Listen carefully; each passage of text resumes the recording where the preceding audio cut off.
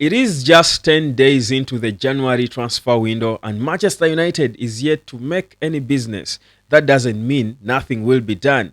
But as we do wait to see whether it's Randall Colomwani or Ederson or Victor Gyökeres or Victor Osimhen who will join this Ruben Amorim army, I'm here to take you on a trip down memory lane to look at some of the top 5 best January transfer signings over the years for Manchester United since the 2002-2003 season when this transfer window or the winter window was introduced. My name is Webb. Like, share and subscribe. I do request you to drop down a comment and just let me know who you can edit, who you can pull out in your top 5 and replace with who, but also you can give me your full top 5 of our best January transfer signings over the years. Well, there have been so many. First of all, since 2002-2003 when this window was introduced, Sir Alex Ferguson had the most, of course, 11 windows, and he signed some impeccable players in those in the January transfer window. Of course, people keep saying there are no good players in Jan. Well, I think some of the very best players United has signed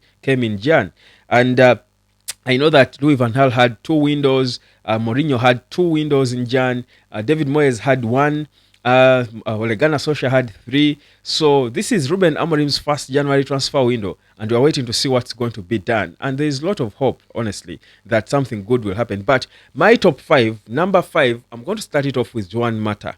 If you do recall, in 2014, Man United, and that's the only January signing David Moyes made as manager, he brought in Juan Mata for £37.5 million from Chelsea. Mata comes in as a number 10, tiny as he was. I think for me, with over 50 goals and about 47 assists, I think for me, he's got the right to be called a Man United legend.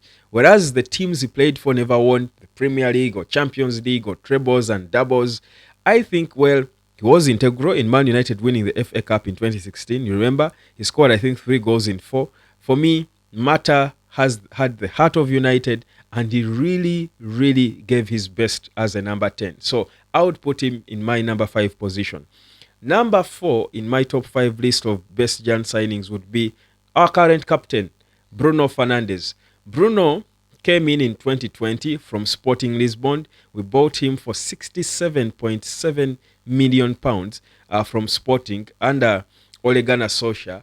And, well, I think it's clear he has been consistently one of our best players since he joined. Consistently, no wonder he was trusted to be the captain when things were falling apart for Harry Maguire. Well, we may not be entirely satisfied with his recent performances, except the one against Liverpool, but by and large, of all the players we've had and signed post Sir Alex Ferguson, Bruno has a special place. In fact, with over 150 goals and assists, I mean, you cannot fault Bruno. I think he has been created so many chances. He has broken records in terms of creativity, and whereas it has not yielded really anything significant like we would have loved it to, it hasn't been entirely about him. So for me, Bruno was a hit, not a miss. I will give him his flowers when he's still there. So number 4 for me would be Bruno Fernandes. Now, it gets harder and tighter because if you had players like Larsson, the players like Sanchez, we even brought Weghorst with under Erik ten Hag. But number 3 for me is going to go to Louis Saha. You recall Louis Saha joined Man United in 2004 from Fulham to add goals to United. Now, Manchester United, for me, I thought under Sir Alex Ferguson just had a way of getting the right players at the right time, because Saha came in there, played 4.5 years at Man United, scored over 40 goals and assisted about 20 times. United was so lethal with Louis Saha. In fact, he was part of the 2008 Champions League winning team, if you do recall. So Saha, who we signed for about £13 million from Fulham, for me was a big hit. I liked him, yet he was playing at a time when United was quite competitive when it came to strikers. So I think for me, he deserves to be my number 3. So I would put him there. Then we get to the number 2 best January signings. Now, the number 2, I would be torn between these two, who is number 1 and who is number 2. But I'm going to tell you why I will choose the number 1 to be number 1 and the number 2 to be so. My number 2 is Patrice Evra. Patrice Evra joined Man United in 2006 from Monaco for 5.5 million pounds. Can you imagine? Evra, 5.5 million pounds. But what a player he just turned out to be. Cheeky on the off the pitch, but a beast, a lion, an elephant, whatever you want to call him, on it. He was a no-nonsense guy. No wonder he played at United for about 7.5 seasons, and he averaged 2 trophies every season because he won 14 honours with Man United. 14 honours. How good was this Man United? But Evra was just a whole different special player. His energy, his character, his fight, his will, his desire, everything about Evra was impeccable. No wonder he was voted 3 times in the PFA Team of the Year in England. He was such a baller. He won everything with Man United. You cannot just fault Evra for anything. He never did wrong. He was just a typical Man United player. I feel honestly that Evra epitomized the left back role at Man United. He was the proper example of a Man United left back. You just loved him. You just loved him. So for me, he's my number 2. I could have easily put him number 1, but man, Nemanja Vidic, if you ask me, is just among the best Premier League signings of all time. Joined Man United in December 2005 from Spartak Moscow. And he had only played 2 seasons there. And no one really knew him, if I would say. And his first games were a struggle a bit.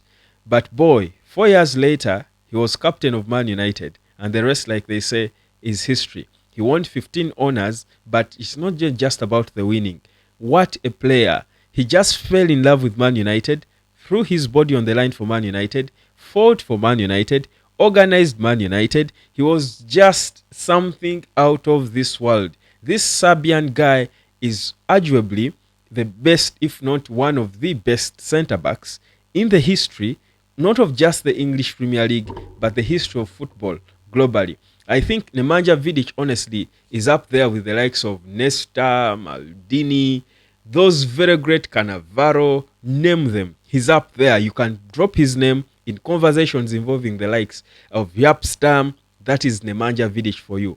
What a player. But can you imagine we got him in Jan? So guys, you will sit here and say January is difficult. It's difficult to get a good player. There are no good players on the market in Jan. It's difficult to get a good deal. Fam, all the players I just told you were signed in the winter transfer window, and some of them, like you must have noticed, were unbelievable, for lack of a better word. So as we do go further into this transfer window, I've got utmost belief that Ruben Amorim can get some good players who will be on their way to becoming legends at Manchester United. It's possible, guys, and I strongly think it's happening. I may not drop names yet, but trust you me, the very players you will hear United sign in Jan will be players we will reflect on years from now. If the man above wills that we are here, we will be looking back at them and saying, remember this legend when he came in the first January or winter transfer window under Ruben Amorim? This is it. This is United. This is what we hope is going to happen. My name is Webb. This is the United of Sport. Like, share, and subscribe because it's a throwback Friday. And well, it's always good to remember where you came from if you're going to know where you're headed.